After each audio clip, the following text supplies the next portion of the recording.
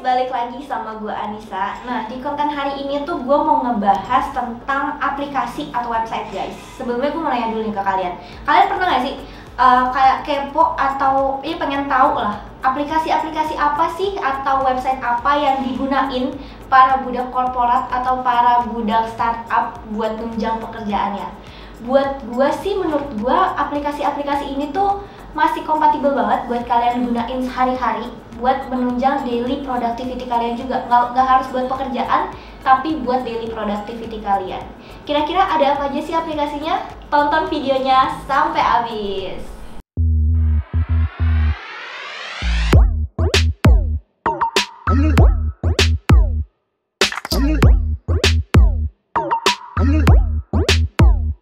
Oke guys, di aplikasi yang pertama atau website yang pertama itu ada Trello. Kalian pernah nggak sih kayak dapet pekerjaan nih yang lagi banyak-banyaknya sampai tuh kalian bingung mau ngerjain yang mana dulu, dan akhirnya bahkan ada beberapa pekerjaan yang kelewat gara-gara saking banyaknya. Nah, itu semua biasanya emang karena manajemen tugas kalian yang kurang baik. Jadi kalian kurang manajemen tugas kalian dari awal sampai akhir. Nah, tapi kalau pakai Trello, kalian tuh nggak usah khawatir hal itu bisa terjadi guys. Oh ya, BTW, sorry banget nih kalau ada suara kenceng kayak gini, karena di sebelah rumah kita lagi ada renovasi ya guys. Nah, sebetulnya secara garis besar Trello ini tuh hampir sama kayak papan tulis kosong yang ada di ruang meeting kalian. Nah, kalau pakai Trello ini kalian bisa jadi jatuhnya tuh jadi lebih gampang buat kerjasama atau kolaborasi sama teman satu tim kalian. Di Trello ini nanti bakalan ada tampilan pekerjaan apa aja yang lagi ongoing atau yang lagi kalian lakuin, siapa yang ngerjain, sampai kalian juga bisa tahu progresnya udah sampai mana. Biasanya sih Trello ini banyak banget digunain sama seorang project manager atau emang orang yang kerjanya tuh lagi banyak banget tapi tetap pengen rapi dan terstruktur. Trello ini pertama kali dirilis pada September 2011 lalu, yang mana kalian tuh udah bisa akses Trello melalui website ataupun mobile phone. Nah, buat aksesnya itu kalian Trello ini udah bisa support di beberapa device, yaitu di Mac udah bisa, Windows udah bisa, iOS udah bisa, bahkan Android juga udah bisa. Salah satu kelebihan yang gue suka dari Trello ini, dia tuh cukup kolaboratif.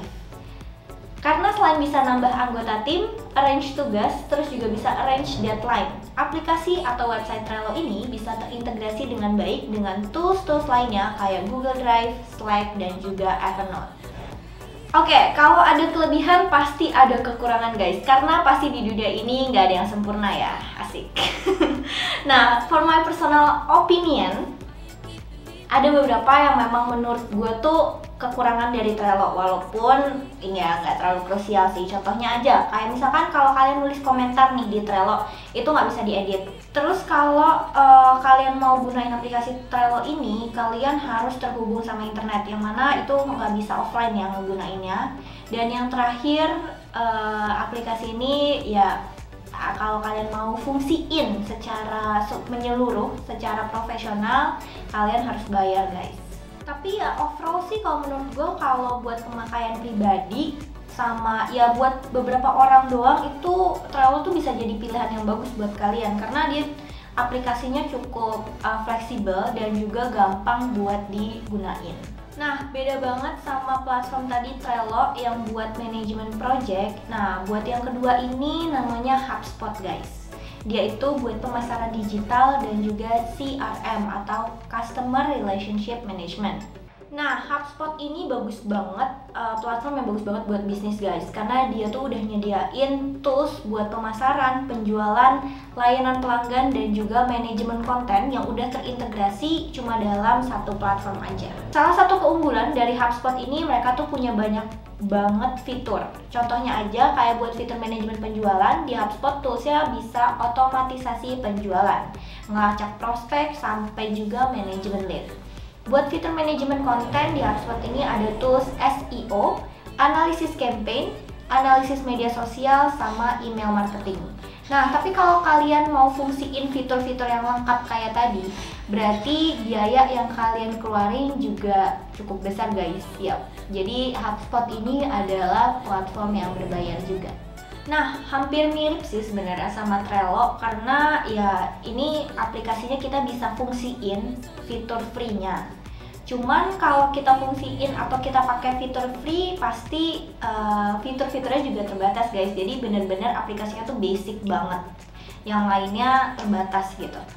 Ya kalau misalkan gue boleh beropini sih kayak HubSpot ini menurut gue lebih cocok sama company-company yang udah besar gitu. Jadi kalau kita perorangan ya kita pasti pakai toolsnya bisa terbatas dan juga pakai free yang basic banget.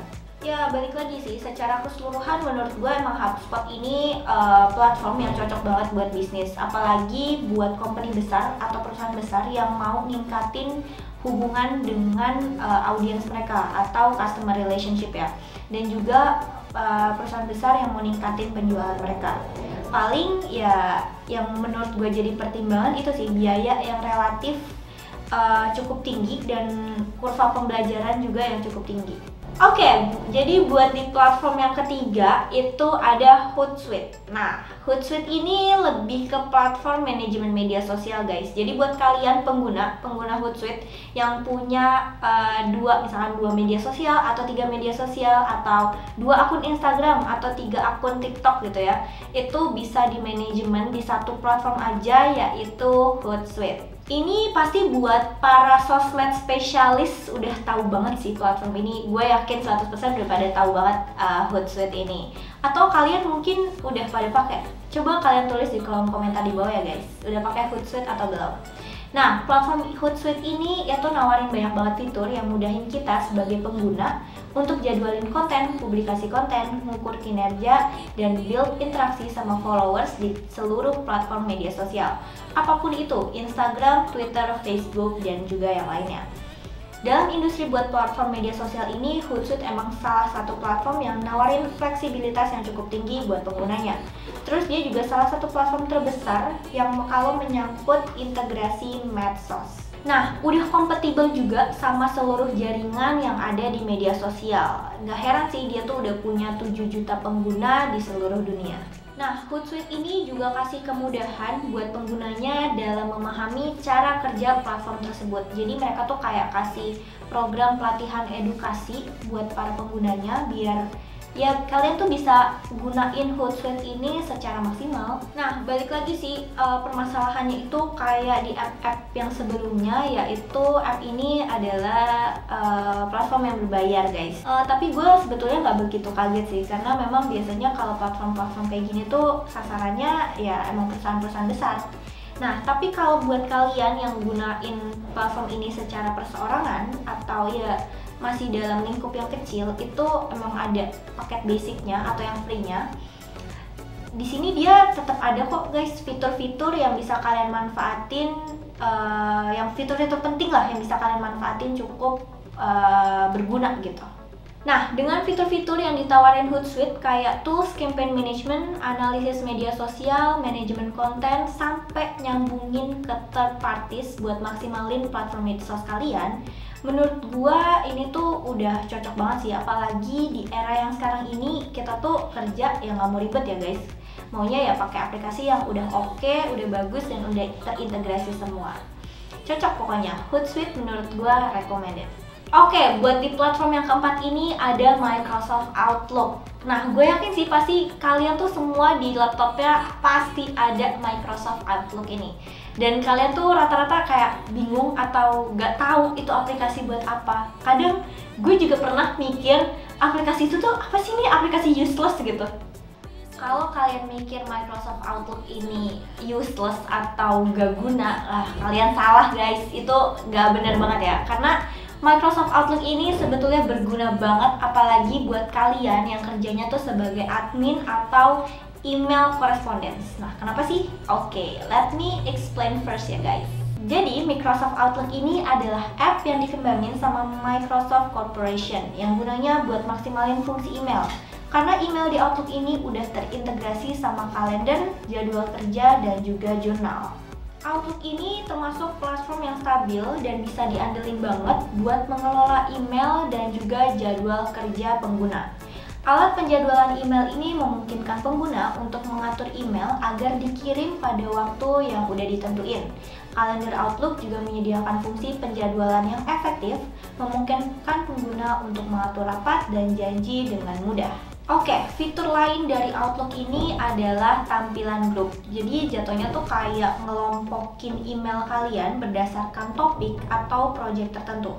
Outlook juga udah nawarin integrasi sama aplikasi Office guys, kayak Microsoft Word, Excel, dan juga PowerPoint. Nah, meskipun Outlook ini banyak fitur ya, tapi menurut gua itu tuh jadi salah satu kelemahannya juga sih guys. Kenapa? Karena ya pengguna tuh jadi kesulitan ngeliat interface-nya gitu, karena saking banyaknya fitur, saking banyaknya shortcut yang kita pencet, jadi pengguna tuh kelihatan sulit buat mahamin aplikasinya. Terus juga buat di Outlook ini kita tuh butuh biaya lisensi guys, yang gue bilang sih cukup mahal ya.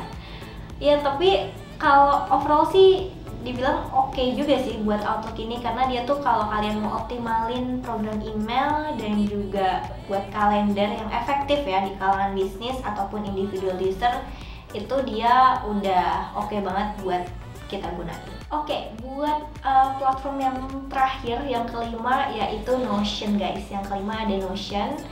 Nah, kalian tuh jangan ngaku-ngaku anak startup atau ngaku-ngaku budak korporat kalau nggak tahu platform ini ya. Karena ini tuh lagi populer banget guys di kalangan tech industry, terutama di startup company-nya. Ya singkatnya sih, Notion ini menurut gua kayak all-in-one workspace yang biasanya buat catatan sama pekerjaan kalian. Basically sih hampir sama lah kayak Trello. Nah, jadi Notion ini cocok banget guys buat kalian yang pekerjaannya tuh emang lagi banyak tapi tetap mau kerjanya tuh kelihatan rapi ya guys. Atau kalian juga yang ada satu tim terus mau kolaborasi bareng, mau kerja sama bareng soal pembagian tugas, ini cocok banget pakai Notion. Platform Notion ini tuh kombinasi dari tools catatan, database, kalender, sama tugas di satu interface yang sama, dan juga dia tuh mudah digunain. Fitur utama Notion ini salah satunya adalah pembuatan database, pembuatan dokumen, dan juga kolaborasi tim. Pengguna juga dapat mengelompokkan dan mengorganisir catatan atau pekerjaan mereka dengan mudah menggunakan sistem tag dan label yang fleksibel. Selain itu, di Notion itu juga punya banyak template database yang banyak banget guys. Nah, selain itu juga pengguna juga bisa buat tautan antar halaman dan juga database. Jadi kalau misalkan kalian punya banyak halaman atau database-nya, kalian bisa mudah navigasi atau ngebuat referensinya. Nah, walaupun dia tuh punya banyak fitur guys, tapi Notion ini menurut gua agak sulit buat dipahamin ya. Balik lagi sih kayak banyak fitur itu tadi gitu. Platform Notion ini juga